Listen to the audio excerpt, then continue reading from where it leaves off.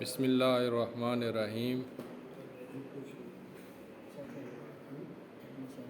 ہمارا موضوع ہے وسائل دعوت۔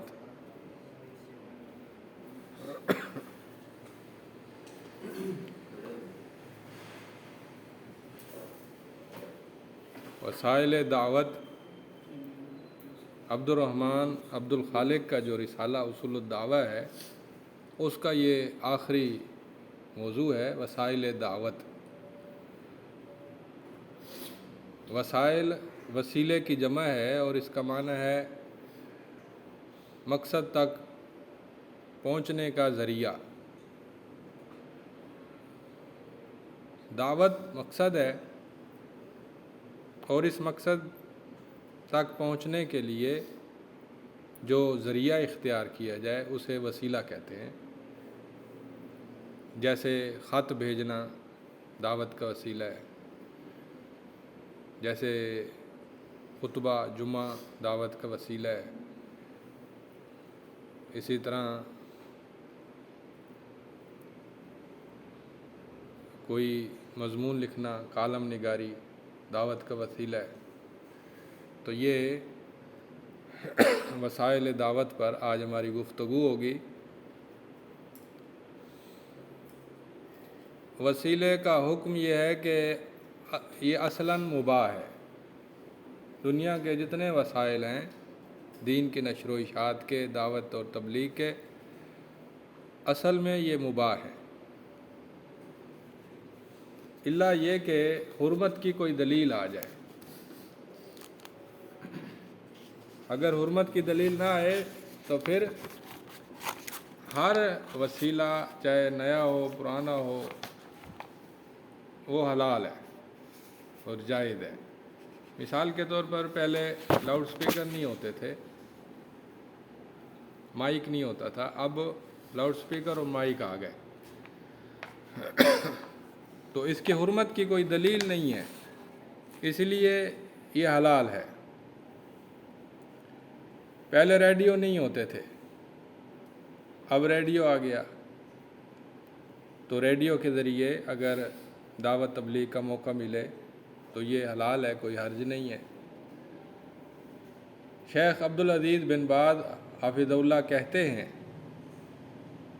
کہ اگر ہم الحاد اور اللہ کے انکار اور شریعت کے انکار اور آخرت کے انکار کو دیکھیں اور آج کل کی جو گمراہ کن دعوتیں ہیں، افکار ہیں، اگر ہم ان کو دیکھیں تو ہر عالم پر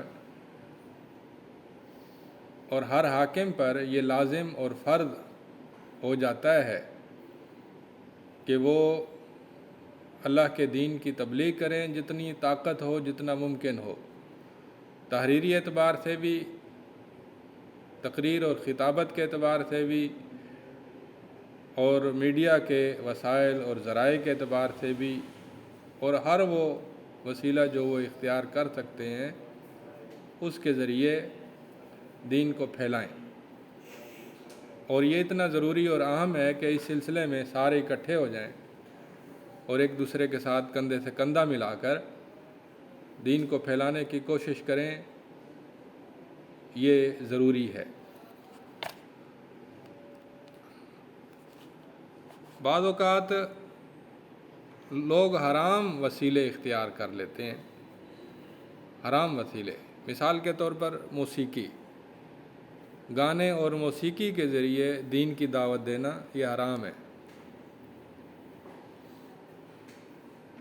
نبی صلی اللہ علیہ وسلم کی نعت پڑھنا، آپ کی شان کے بارے میں نعتیہ کلمات، خوبصورت جذبات پیش کرنا، لیکن ساتھ موسیقی ہو، کوئی بے پرد عورت ہو، جوان عورت، خوبصورت عورت، اور وہ نعت پڑھ رہی ہو، پردہ بھی نہ کیا ہو، تو یہ حرام وسیلہ ہے، حلال وسیلہ نہیں ہے۔ اسی طرح لوگوں کو دین کی طرف راغب کرنے کے لیے جھوٹے قصے کہانیاں سنانا، موضوع واقعات سنانا، موضوع احادیث سنانا، مبالغہ آرائیاں کرنا، عجیب و غریب باتیں کرنا تاکہ لوگ دین کی طرف متوجہ ہوں، تو یہ حرام وسائل ہیں۔ حرام وسائل اختیار کرنا درست نہیں۔ اسی طرح بعض وسائل مصلحت والے بھی ہوتے ہیں اور مفسدت والے بھی ہوتے ہیں، ان دونوں کے درمیان اشتباہ ہو جاتا ہے کہ ہم ان کو حلال کریں یا حرام کریں، مصلحت دیکھیں یا مفسدت دیکھیں، دونوں چیزیں ملی ہوتی ہیں، مخلوط ہوتی ہیں۔ اس وقت ہم حلال اور حرام اور مصلحت اور مفسدت کا موازنہ کریں گے۔ مثال کے طور پر انہوں نے ایک مثال دی ہے کہ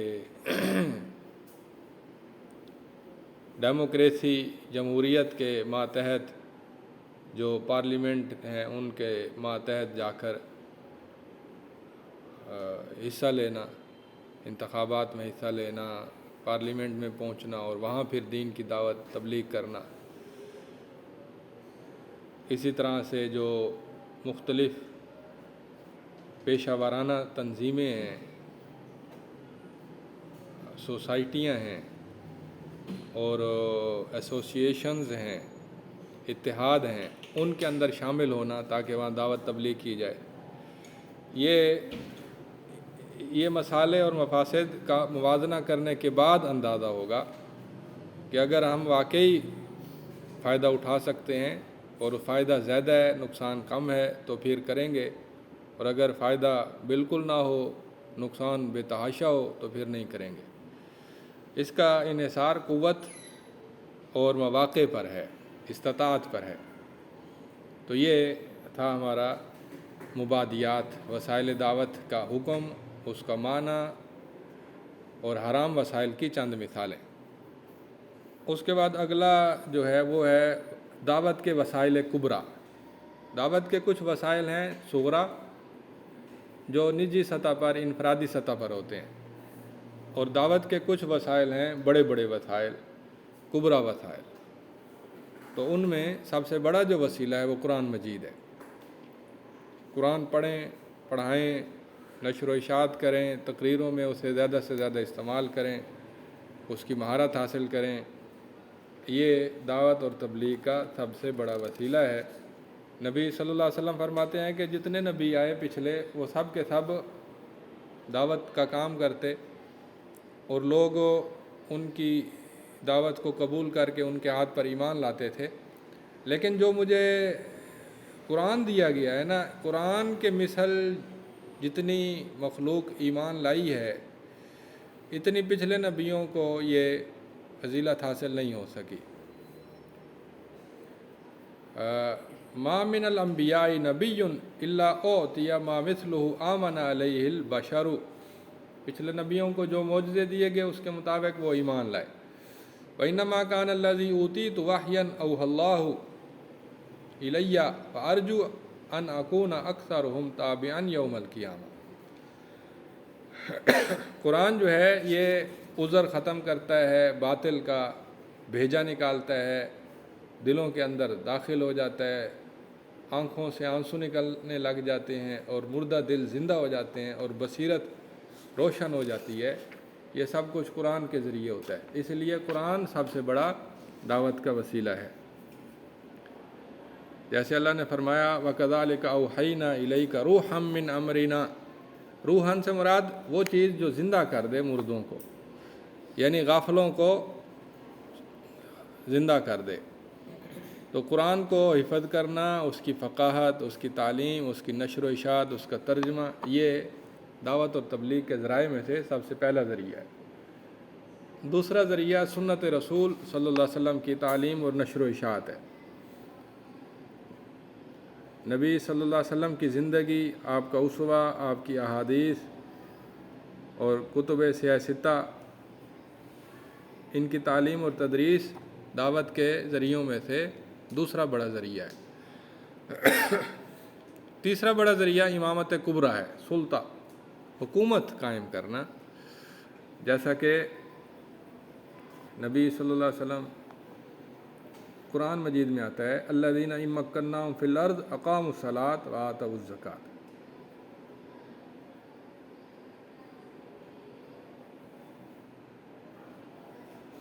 اگر ہم انہیں زمین میں قوت دیں تو وہ نماز قائم کرتے ہیں اور زکوٰۃ ادا کرتے ہیں اور امر بالمعروف کرتے ہیں اور نہی عن المنکر کرتے ہیں۔ تو امر اور نہی یہ دعوت اور تبلیغ کا کام ہے، جو کہ امیر، حاکم، سلطان، بادشاہ کے ذمے ہوتا ہے۔ چوتھا جو وسیلہ ہے وہ ہے امت، پوری کی پوری امت مل کر دعوت اور تبلیغ کا کام کرے، جیسا کہ اللہ نے فرمایا وَلْتَكُن مِّنكُمْ أُمَّةٌ يَدْعُونَ إِلَى الْخَيْرِ وَيَأْمُرُونَ بِالْمَعْرُوفِ وَيَنْهَوْنَ عَنِ الْمُنكَرِ وَأُولَٰئِكَ هُمُ الْمُفْلِحُونَ۔ امت ساری کی ساری مل کر دعوت اور تبلیغ کا کام کرے، جیسا کہ اللہ تعالیٰ نے بار بار اس پر نصیحت فرمائی، کنتم خیر امۃ اخرجت للناس تأمرون بالمعروف وتنہون عن المنکر۔ اور دوسری جگہ فرمایا وجاہدوا فی اللہ حق جہادہ واجتباکم، اور فرمایا ہوا سماکم المسلمین من قبل وفی ھذا، اور فرمایا کہ وَتَكُونُوا شُهَدَاءَ عَلَى النَّاسِ۔ یہ ساری آیتیں بتا رہی ہیں کہ پوری امت مل کر کوشش کرے اور جہاد اور دعوت اور تبلیغ اور دین کی نشر و اشاعت کی کوشش کرے۔ حدیث شریف میں بھی آتا ہے بلغوا عنی ولو آیہ۔ اسی طرح پانچواں ذریعہ ہے مربی باعمل علماء، علماء کے بھی ذمے ہے کہ وہ دین کی دعوت اور تبلیغ کا کام کریں، جیسا کہ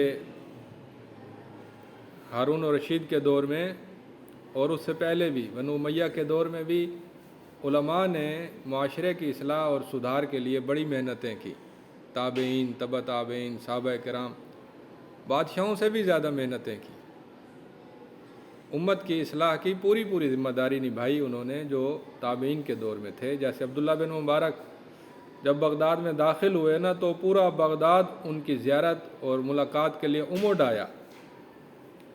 ہارون الرشید کی جو بیگم تھی بیوی، وہ کہنے لگی اتنا رش کیوں ہو گیا ہے، کوئی بادشاہ آ گیا ہے، اتنا رش تو بادشاہ کے لیے بھی نہیں ہوتا جتنا آج ہو رہا ہے۔ لوگوں نے بتایا جی آج تو عبداللہ بن مبارک آئے ہیں، بغداد میں تشریف لائے ہیں، تو لوگ ان کی زیارت کے لیے بھاگ رہے ہیں۔ تو ہارون الرشید کی بیوی نے کہا کہ میرا خاوند ہارون بادشاہ نہیں ہے، اصل بادشاہ تو یہ ہے، واللہ یہ البدایہ و النہایہ کے اندر واقعہ موجود ہے۔ تو اسی طرح مسجد کا کردار زندہ کرنے کی ضرورت ہے۔ نبی صلی اللہ علیہ وسلم کے دور میں مسجد جو ہے وہ ہر قسم کی دینی سرگرمیوں کا مرکز ہوتی تھی، اس میں تعلیم تربیت بھی ہوتی، عبادت بھی ہوتی، وعظ و نصیحت بھی ہوتی، اور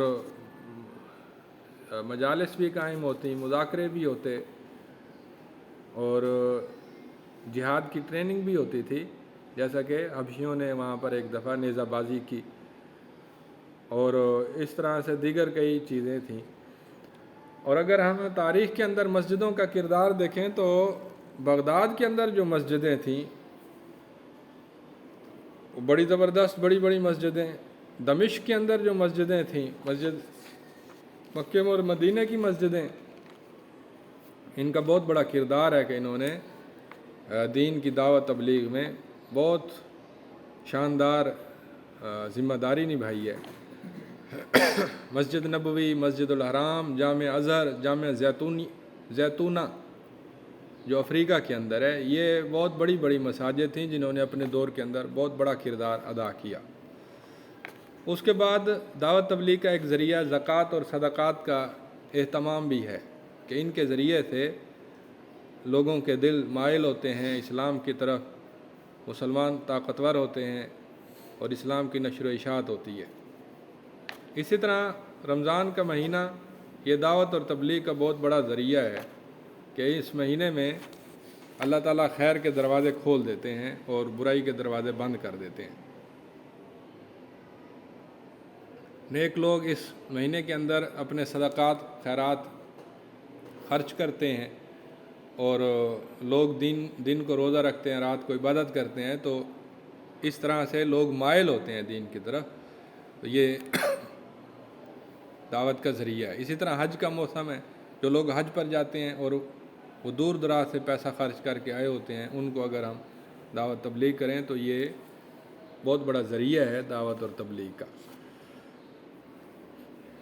اسی طرح سے دعوت کی تنظیمیں اور جماعتیں بھی ہوتی ہیں جو سب مل کر اللہ کے دین کا کام کرتے ہیں، جیسے اللہ تعالیٰ نے فرمایا وَلَيَنْصُرَنَّ اللَّهُ مَن يَنْصُرُهُ إِنَّ اللَّهَ لَقَوِيٌّ عَزِيزٌ، جو اللہ کے دین کی مدد کرتے ہیں اللہ ان کی ضرور مدد کرتا ہے۔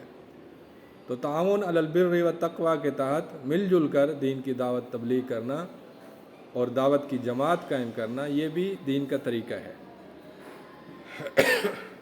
اسی طرح سے تعلیمی ادارے قائم کرنا، مدرسہ، جامعہ، مرکز تحفیظ القرآن، چھوٹے چھوٹے ادارے قائم کرنا تاکہ مسلمان بچے دین کی طرف راغب ہوں اور دینی تعلیم حاصل کریں، یہ بھی دعوت اور تبلیغ کا ایک ذریعہ ہے۔ اسی طرح سے میڈیا، 12واں نمبر ہے میڈیا، ٹیلی ویژن، ریڈیو، ڈائجسٹ، اخبار، میگزین، یہ آلات ابلاغ ہیں۔ اس ابلاغ کے وسائل کے ذریعے سے بھی دعوت اور تبلیغ جائز ہے اور مسائل مفاسد دیکھ کر اس کو استعمال کرنا چاہیے۔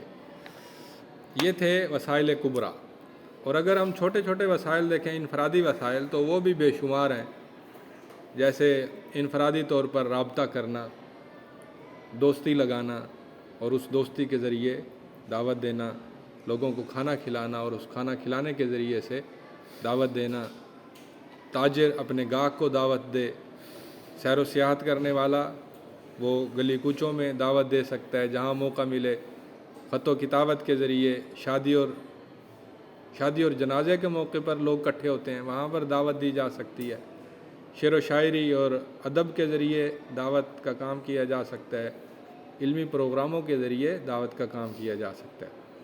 یہ مختلف وسائل تھے، اور سب سے بڑا جو وسیلہ ہے، جو فرض ہے، واجب ہے، اور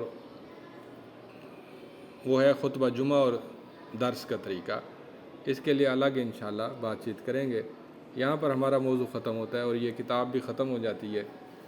کتاب کا نام ہے اصول الدعوہ الی اللہ، عبد الرحمن عبد الخالق۔ 1986 میں یہ رسالہ لکھا، 1996 میں یہ رسالہ لکھا گیا، اور اپنی علمیت اور جامعیت کے اعتبار سے ہم نے اسے پسند کیا اور اس کی تعلیم تربیت کا اہتمام کیا ہے۔ السلام علیکم ورحمۃ اللہ وبرکاتہ۔